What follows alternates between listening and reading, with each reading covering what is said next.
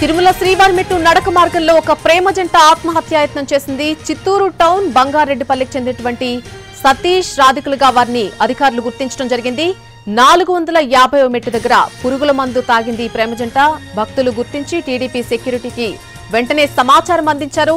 కిందకు దించి ఆ తర్వాత 108లో రుయా ఆసుపత్రికి అక్కడి నుంచి తరలించినట్టుగా చెప్తున్నారు. అయితే ప్రియుడు పరిస్థితి ప్రస్తుతం విషమంగా ఉన్నట్టుగా చెప్తున్నారు. 3 రోజుల క్రితం ఇల్లు వదిలి వచ్చినట్టుగా ఆ ప్రేమ జంట తెలుస్తోంది.